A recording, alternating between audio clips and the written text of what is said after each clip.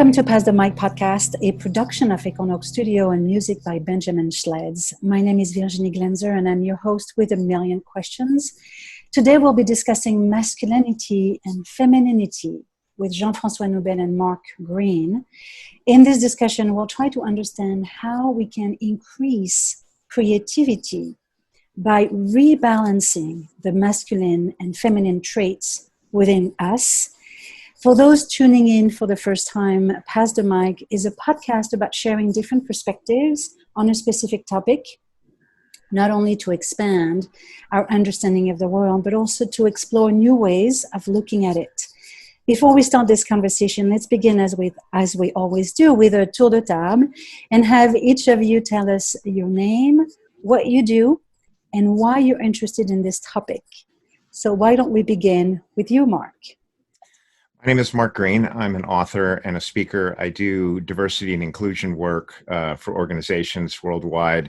And my interest for the last 10 years as a senior editor at the Good Men Project is to better understand, write about, and speak about masculinity. Thank you very much. Excited for you to be here. Thank you for being here. Jean-François? So, Jean-François Noubel, speaking from this beautiful part of France called Provence, with a very beautiful sky, as you can see behind me. I consider myself as an open source earthling.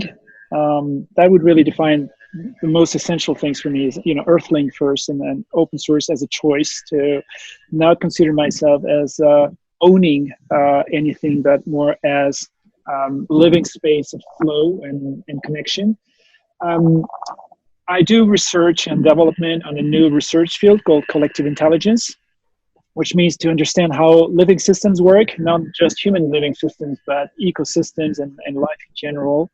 To understand the emergent process, when you have cells together, what does it make a body? When you have people together, what does it make something called a startup or a sports team or a nation or nothing? And that research, I do it in kind of two ways. One kind of more classical way, like, just doing R&D, talking publicly, publishing papers, writing, doing videos on my YouTube channel and all those things. And the other part goes also in the inner side, because the whole human society and the whole culture also exists in me. So the collective exists in me. I exist as a part of the collective, but also the collective exists in me as a hologram. And so I can also do what I call transpersonal growth or transpersonal development, which means, questioning collective things like language or gender or belief systems or social codes or foods and all these collective things that I perpetuate through my education and through the matrix in which I live. So I also question those things. And that one of the deep aspects of that goes into, masculinity, femininity, gender, just the yin and yang aspect of, ultimate reality. Well, thank you for being here and thank you for joining us so we can question the status quo. So let me begin by thanking you for being brave to help me break the status quo of our understanding of genders. I spoke with several men on that topic, and I realize now that it takes courage to go back in and sort things out. Mark, you wrote a book called The Little Me Too Book for Men that is profoundly changing the story of manhood. And Jean-François, you're an inspiration because you're truly living what you preach by being, for example, in the gifting economy and building relationship on a different level. So thank you to both. In the last few years, we've witnessed in countless books and articles a major trend on calling on more feminine influence, asking women in particular to take on leadership roles to fix our system. And I have a problem with that. I don't think that's enough. I mean, don't get me wrong. We definitely need more women in leadership roles to arrive at a more balanced world. But what do we expect? That men nicely line up on the side and just wait for their turn to come back? That's ridiculous. Instead, I think we need to break the stereotypes of what it means to be a man and what it means to be a woman. I believe it's time for all of us to realize that masculinity and femininity are not characteristic associated with gender. But to be balanced and better people, we need both. So why don't we begin this discussion by defining what are those characteristics considered as feminine and masculine that we actually have within us? Francois?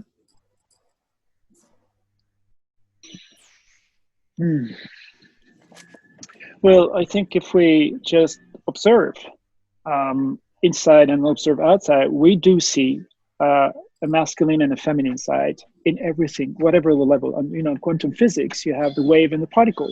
So the particle would represent the masculine as separated, the direction. It hits other particles, it breaks things, it goes through. It has a vector in it, while the wave talks about circles, about the feminine, and waves can embrace and merge together. So we have this yin and yang, masculine and feminine, at every level of the reality, whether we look at the physiosphere, that means, the physics, the physical world, the stones, the mountains, the moon and the sun and all the things, and the particles, whether we look at it in the biosphere, where we can see, our hormonal systems, for instance, we have both masculine and feminine hormones in our bodies, not just, one or the other, but a composition of both. Whether we look at the noosphere, that means the world of culture, and where we also will see the yin and the yang, the masculine and the feminine, and the theosphere, the spiritual realm and experience, where we will also have that deep experience of the masculine and feminine. So I don't think I can talk too much about a definition, because just like, words like consciousness or intelligence, we can't define those things. We can't enclose them in a small definition, but we can always say when we see a manifestation of them. I can see when I see a manifestation of intelligence or a manifestation of the masculine or the feminine, either inside me or outside me. So I talk more about an experience of those things than just rather a definition. What would you say, Mark? A lot of my work in masculinity is around the question of our culture of masculinity. And I think whatever view we have of gender has been badly distorted by a culture of masculinity, which is based on domination and on hierarchical expression of masculinity. So for hundreds of years, our definition of being masculine has been primarily based on how well we can dominate those around us. And this, a lot of the ideas that I have around gender are born out of work of a guy named Paul Kivel in the early 80s in California. And he talks about he conceptualized what he called the act like a man box. And this is a very narrow set of rules for how to be a real man, that he came up with. And one of the primary rules is, these rules are familiar to us as men, especially in Western culture. Rules like don't show your emotions, make a lot of money, always be in control of women and girls, be heterosexual, don't be homosexual. And these rules in man box culture are enforced in order to create this hierarchical domination-based version of masculinity. So this has distorted everything we understand about gender by making it, instead of a collaborative, connecting, relationship-based expression of masculinity, a masculinity of connection, if you will, it's a masculinity of dominance. And one of the things that's really important to understand is how we go about training boys into this. And the primary way that we train boys into this begins very early, right? Shortly after they come out of the crib, is that we denigrate the feminine whenever boys express in ways that are theoretically not masculine. So if a boy shows empathy, if a boy shows emotional expression, if a boy shows too much need for connection, we say, what are you, a girl? What are you, a sissy? What are you, gay? And these microaggressions go on hourly for young boys. Ultimately, what it does is it shuts down our emotional expression, which emotional expression is, of course, born out of relationships. It's not something that's just appears inside of us. It's born in the back and forth of relating.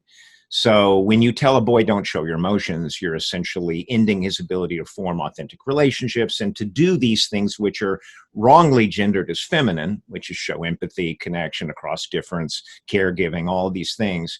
And ultimately, the only thing he's left with is the expression of dominance. So whatever gender really is for us, we have a long way to go to get rid of all of these rules, these dominance-based rules of masculinity, and lean into connection enough that we can truly even begin to see that.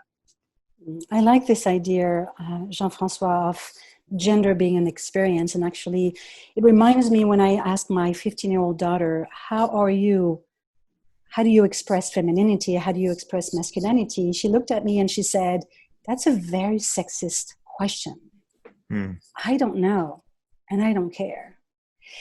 So, Mark, you mentioned some traits that society associate with those genders. So, for example, masculinity,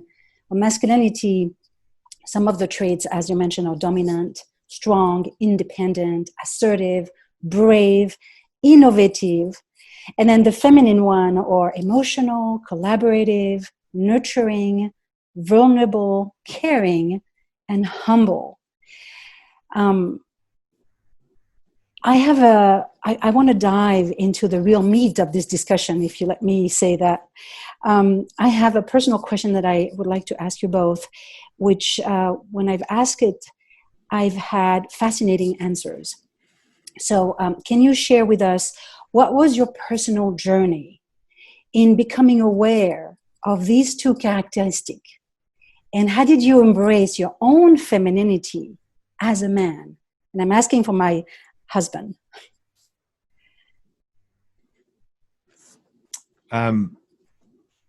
My experience of growing up in a culture, a dominance culture of masculinity, was that I spent 5 decades struggling to meet the expectations of a sort of traditional masculinity and failing at it. And by failing at it, I mean, I made some money, I got a family, I bought some property, I did all the things that supposedly represent success as a man in America.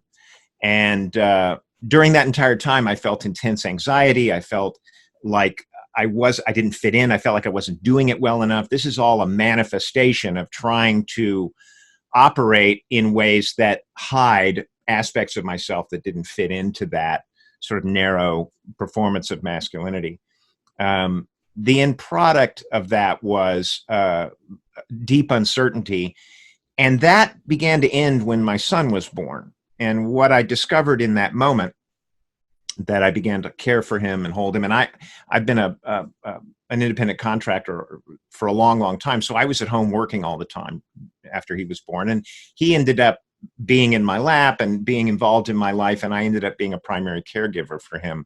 And that changed my perception of myself, because I discovered that my hands knew how to care for him. I knew how to hold him close. I knew how to be in connection with him in ways that I had no idea come naturally to me as a man. And so in that moment, it began to wake up my awareness that my true validation as a person was not making money or having power or having authority. And I just want to note the list you gave us for masculine traits versus feminine. Every masculine trait that you named there is absolutely on display with the U.S. women's soccer team. Mm-hmm. So I don't buy the idea that those are masculine traits. I buy the idea that those are human traits. And those ideas about caregiving and kindness and connecting across difference and all those, which are typically gendered as feminine, I found myself doing and with my son. And in that moment, I became fully validated and began this pursuit of why is masculinity what we define it as, instead of this richer, more abundant experience. Fascinating. Thank you. What about you, Jean-Francois? What was your experience and your journey in becoming aware? I grew up with a mother who really helped me to value the feminine and to do things. So a very traditional couple from the past generation, when the man works and the woman takes care of the children, but they chose that. They had this choice, but they belong to this generation who doesn't really know the opposite. So my dad does not and hasn't really understood what the feminine means, and my mom hasn't really understood what the masculine means, and they don't really know each other. So they belong to this generation, which I've seen to, with so many couples of just kind of living with one another. They still live together, but not knowing deeply one another and having a kind of, love, hate kind of relationship, like mutual support, no doubt, deep love, no doubt, and also sometimes very, very violent confrontations. And so I grew up in that kind of thing. So on the one hand, I had deep respect for women. I think I never had an issue of dominating or disrespecting women or having, any sexist behavior.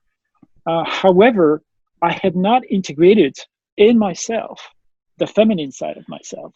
And I really learned that by with the life I shared with the woman who became the mother of our boy.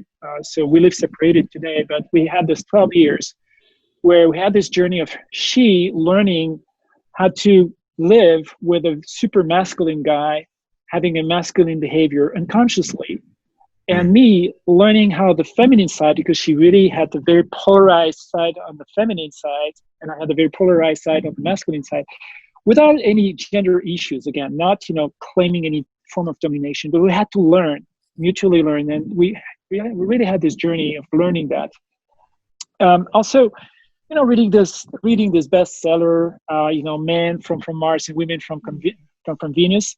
It doesn't go very deep in psychology and analysis, but it has very practical understandings and tips that really became an eye-opener for me a long time ago, to really understand just how to process, those things, how to go in the feminine side, how to open up to that. And then, psychotherapy and all sorts of things and personal development really helped.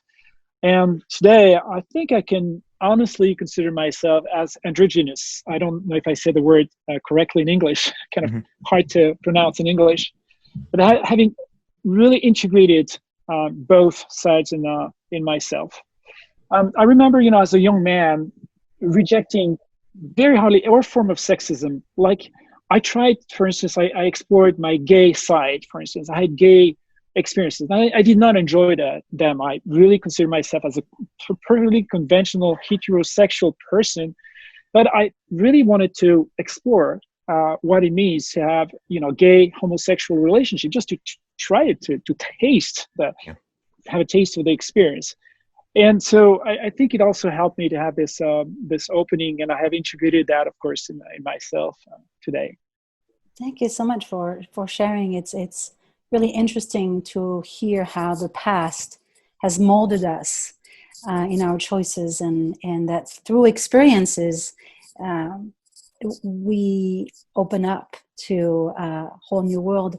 So let's continue this with the topic of creativity, because I think that could be an opener or a way for a lot of people who are listening or hearing to feel, if I can get more creative, I'm willing to step up or to step into the unknown and maybe this weird and bizarre idea that I have to join masculinity and femininity within me. And what does it really mean? So can you share a little bit about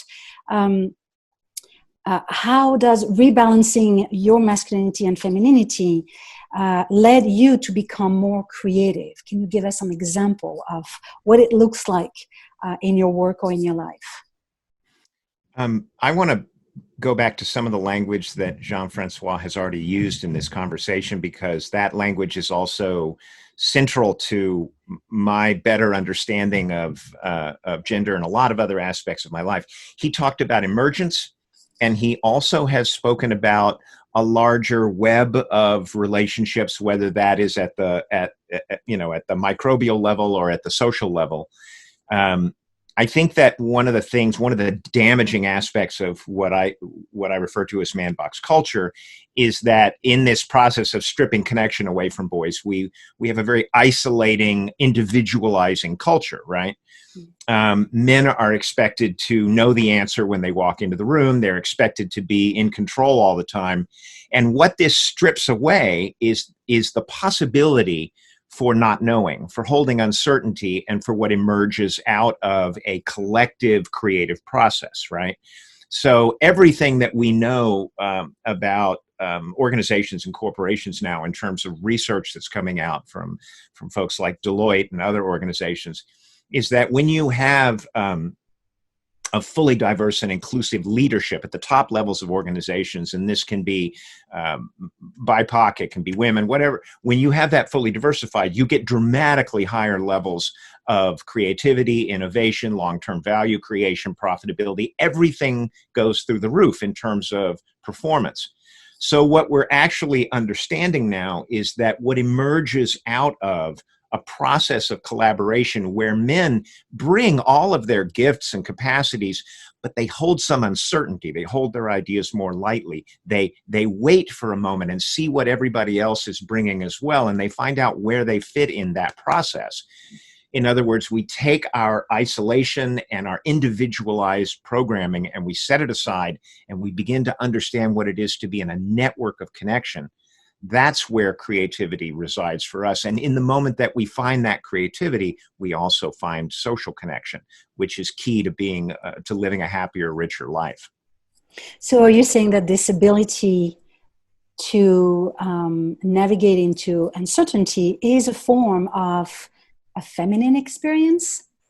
It may be. It may also simply be setting aside this idea that men always, that men are unable to say, I don't know the answer, or I don't.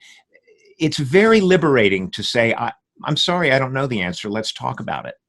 Let's find out what emerges between us. Because in our work, my partner, Dr. Salih Habab, and I also do work around what's called relational practices, which came out of social work and psychology in the 50s. But it's the idea that whatever's happening, even between you and I in this momentary conversation, is happening in a third relational space between us. We're co-creating something. And how we view that and whether we choose to care for the relationship over our roles is one way in which we more readily co-create and get creative. That is, I'm going to center our relationship and see what emerges out of that. If that's feminine or masculine, right now I can tell you it's definitely viewed as feminine because men are punished for seeking to do that. Right. Interesting. What about you, Jean-François? How do you express your creativity or your femininity and masculinity into your work in the creation that you do? I can definitely witness within myself those polarities. Like I can have the masculine mind and the masculine posture that would take me into a problem solution kind of dialectics. Like, oh, I have a problem I got to go through.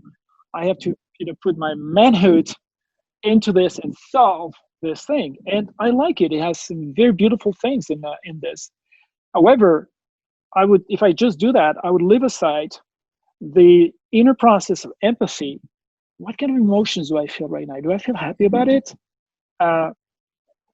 What if I connect with myself, with my vulnerability? What if I connect with others? What if I give myself some good time, resting time, good care? What if I give myself tolerance, compassion, and all these things? And that will open up all sorts of connections, exactly as Mark said, like external connections with other people through empathy, through suggestions, through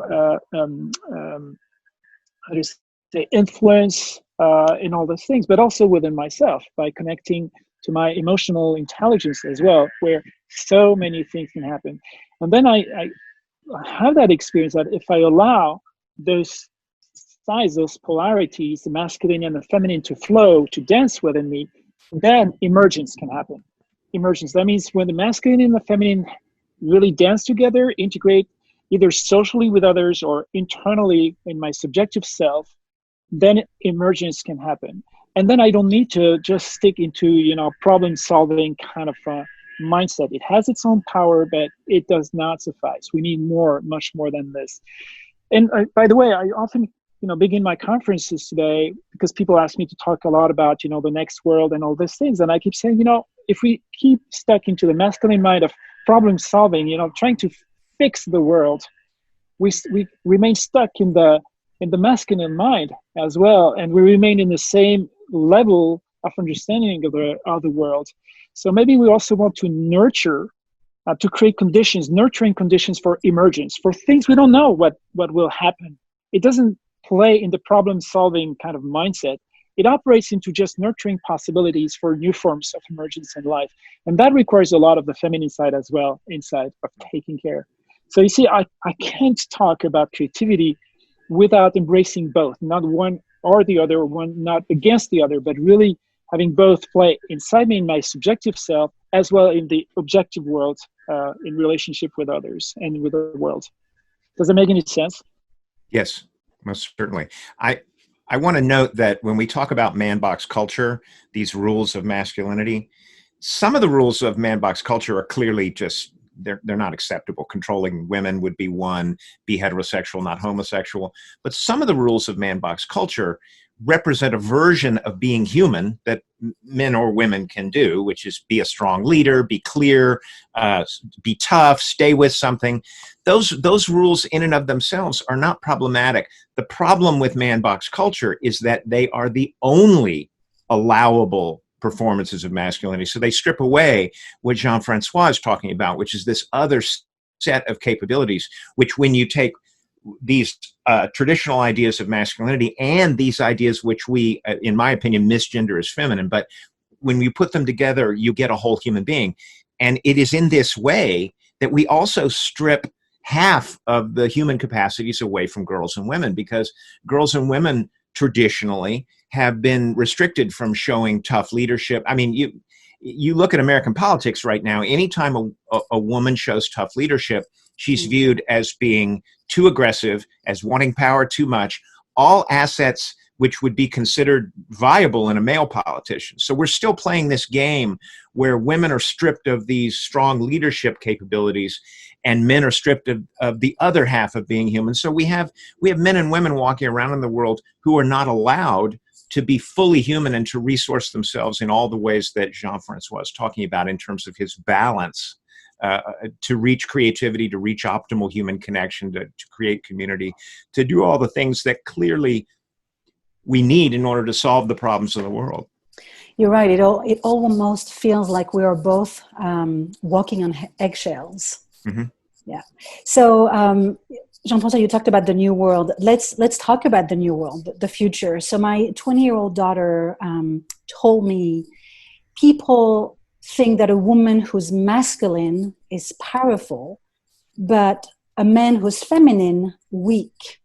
And that breaks my heart. And I think as we were discussing, her and I, we ended up talking about this whole pronoun social thing with the he, me, and them.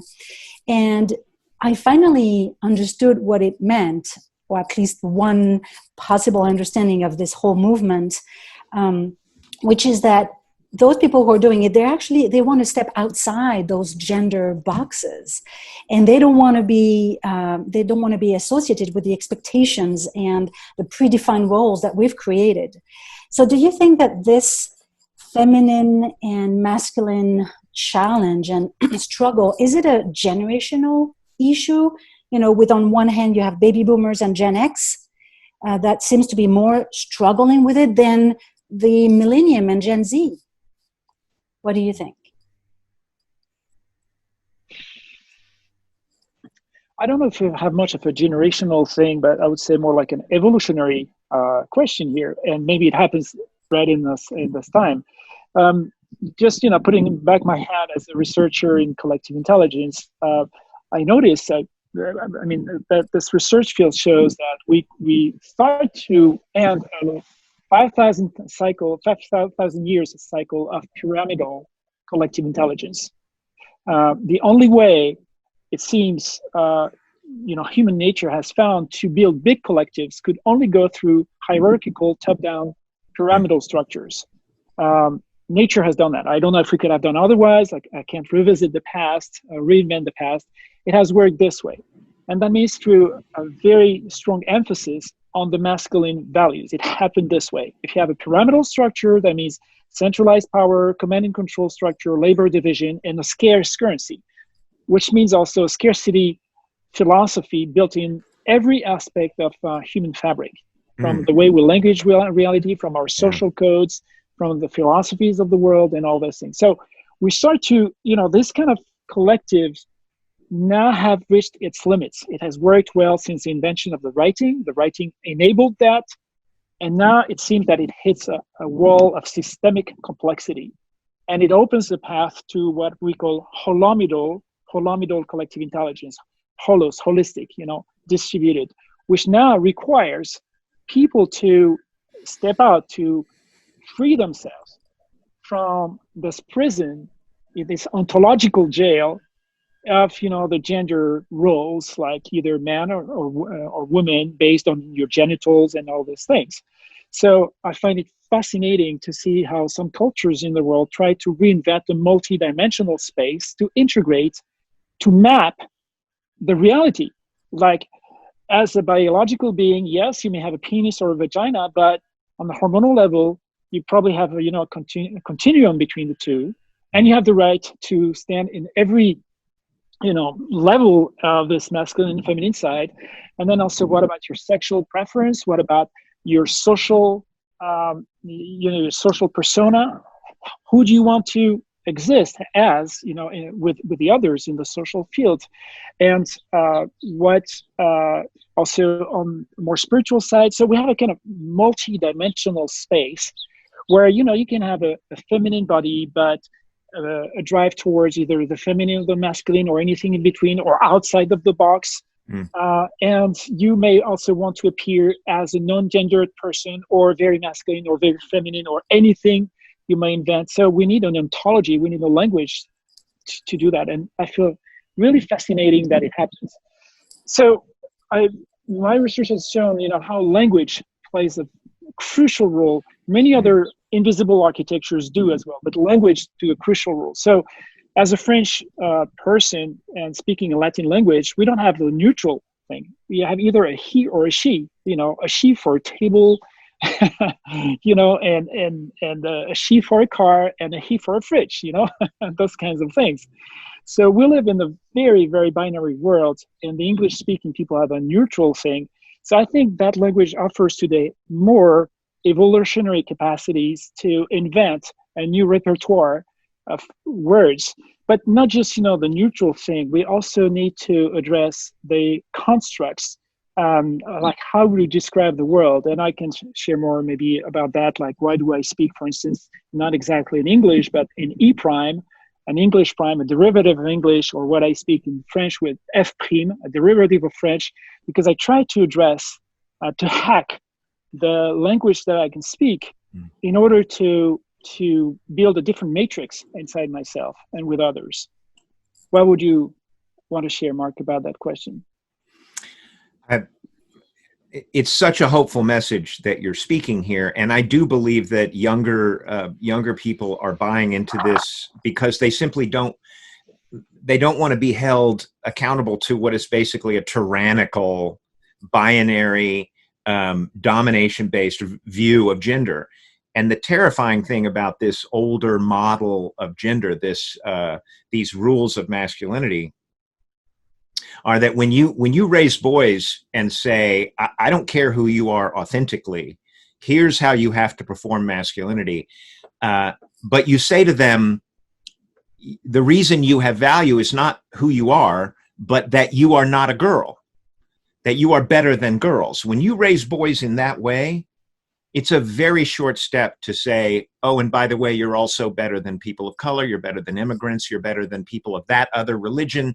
So our domination-based masculinity is a gateway to all of the bigotry and bias that's damaging our culture and ruining human lives and killing people. The long and short of what younger people are saying, and what my son who's 15 is saying to me, is, Dad, nobody cares about that binary anymore. And I also, earlier in the conversation, Jean-Francois, you broke two important rules of the man box, and I'd like to join you in that. I appreciate you calling yourself androgynous. I I refer to myself as gender fluid, and I always have been. And I've always hidden that part of myself. And when I have shown it in personal relationships, I've always had great shame in the moment that I shared that.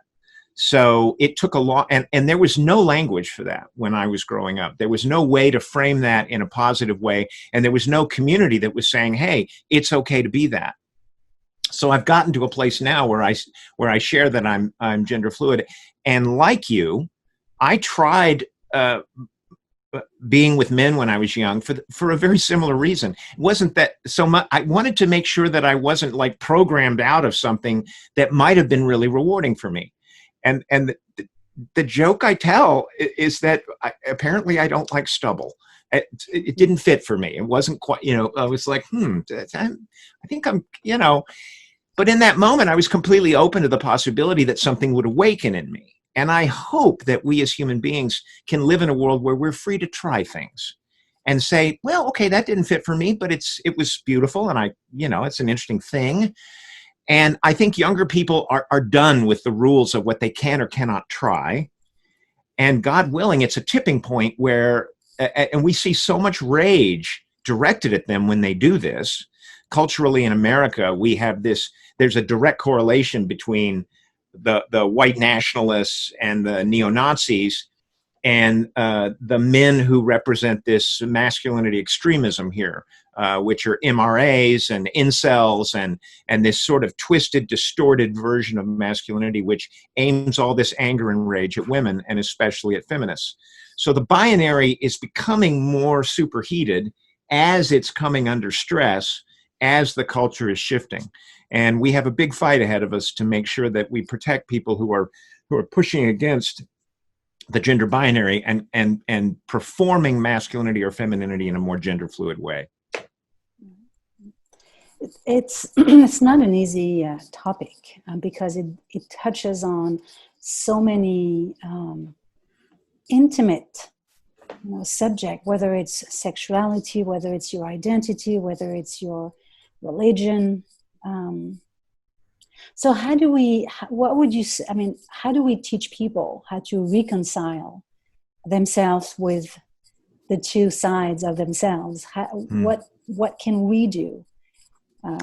Can I just jump in again here? Yeah. One of the other things that comes up for me is that these narrow constructs of masculinity are internalized by not only by men, but by women as well. So there's a study that came out from Harvard in the business world that said, men who show up as allies for women are viewed as weaker leaders by not only a large percentage of men in those companies, but by women as well.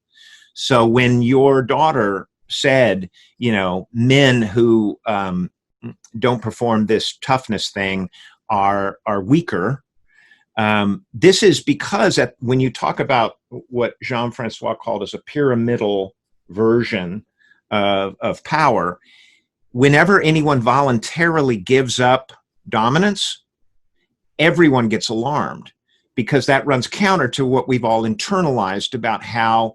So if you're married to a man and he begins to perform gender in ways that might cost him status or power, we become frightened as that our partner is somehow going to either become a victim of violence or lose their job or lose the security that we've so carefully constructed in this pyramid. And often we're still raising our sons in this man box culture, not because we're not woke, but because we know what's out there waiting for them if they don't perform it in a certain way. Because if they get picked as the 10% or so that get bullied and othered, they could easily be punished and bullied and even murdered. So this is to break this system and to move toward this more collective network of relationships. The only solution I have for this is to encourage our children's skills to connect in relationship. So these relational capacities we talk about, relational intelligence, and that can be born out of how we speak to them, how we talk to them, how we help them process what they're dealing with, what we model for them, and how we encourage this less binary expression of gender. Right. A week ago, we had another podcast on the connection between emotions and stories and how the two are related. And someone said emotions are stories, in that we don't have the knowledge of our own emotions.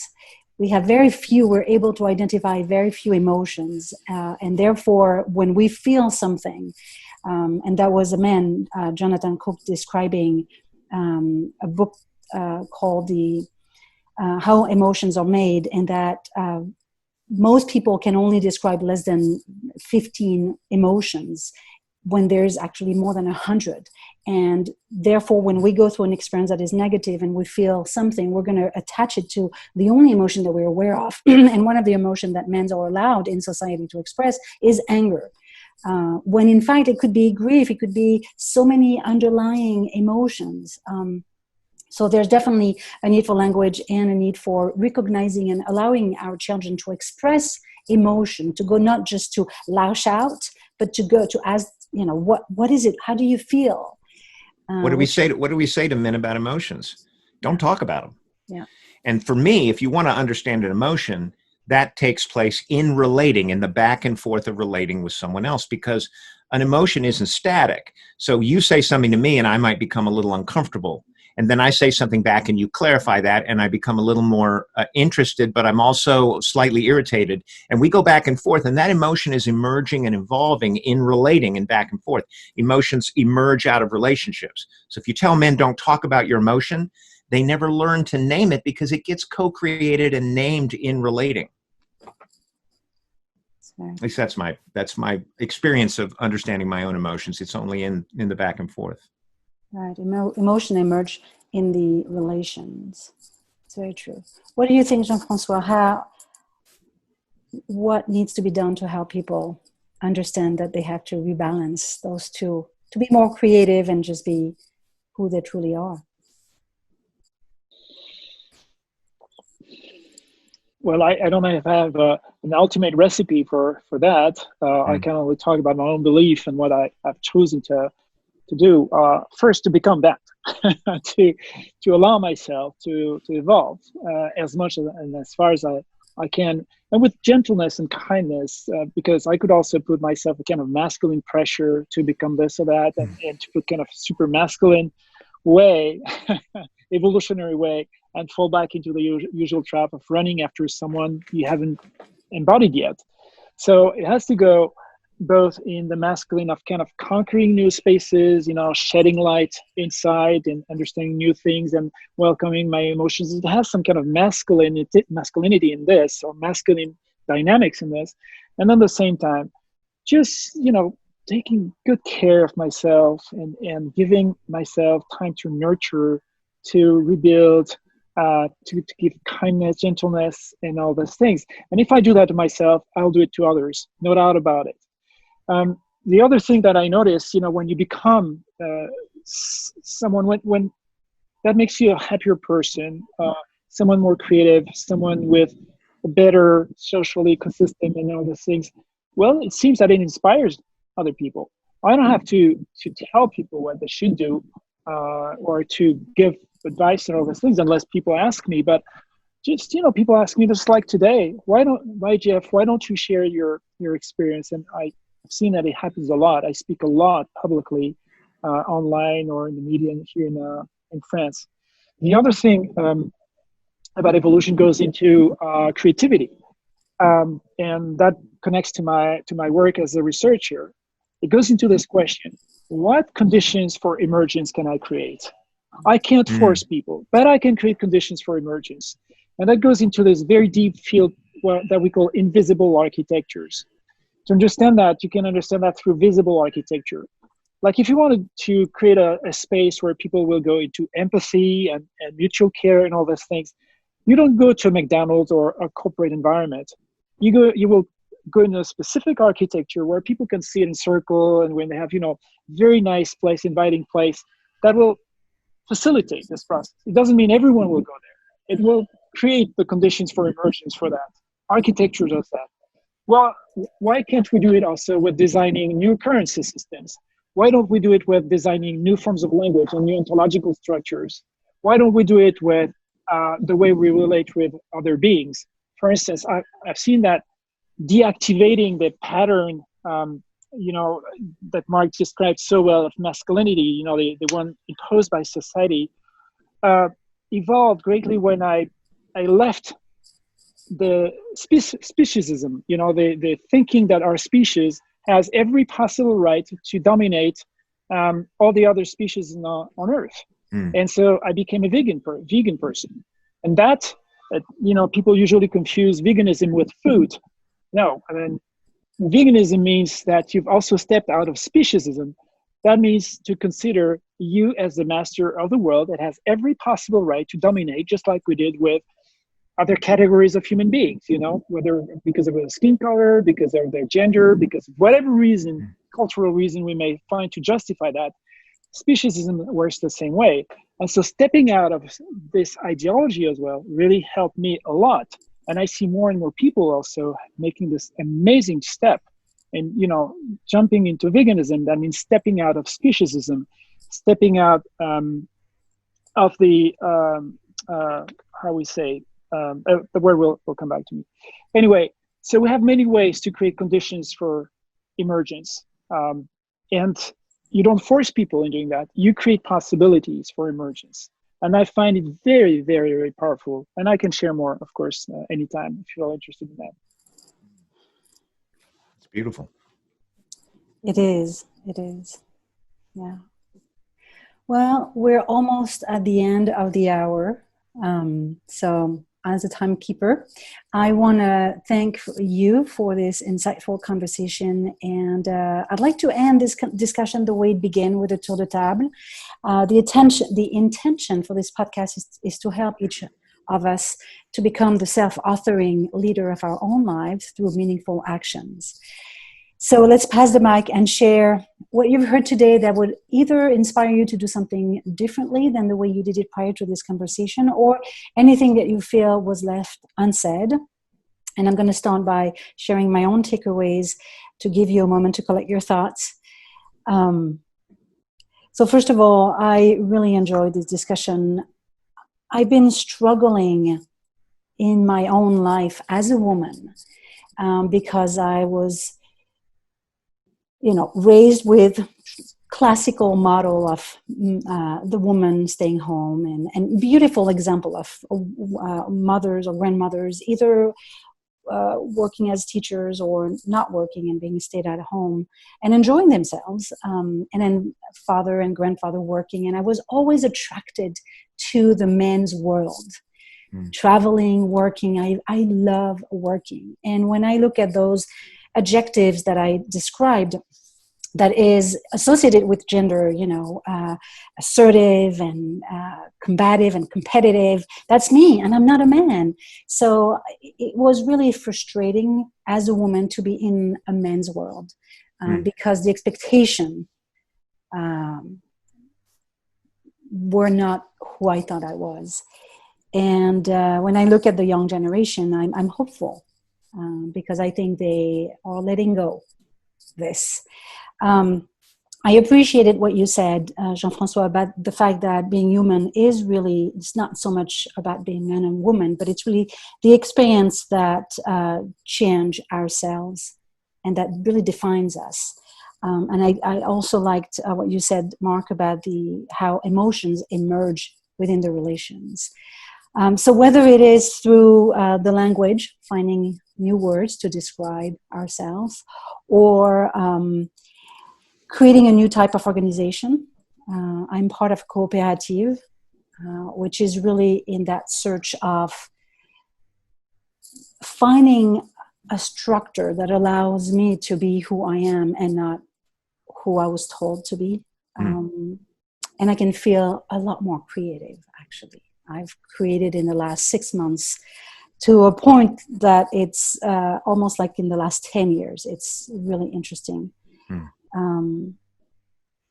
There was the poet Renée Maria Rilke writes, and I've seen people tweeting about her in the last few days. She writes that he writes, the deepest experience of the creator is feminine, for it is the experience of receiving and bearing. And I find it interesting. And I'm hoping that, we can start disassociating ourselves with a gender.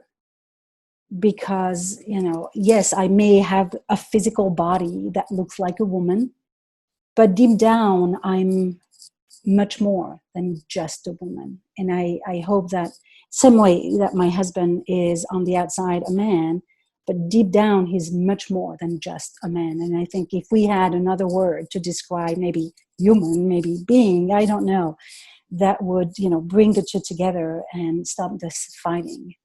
That is just exhausting, I think. And we're missing so much.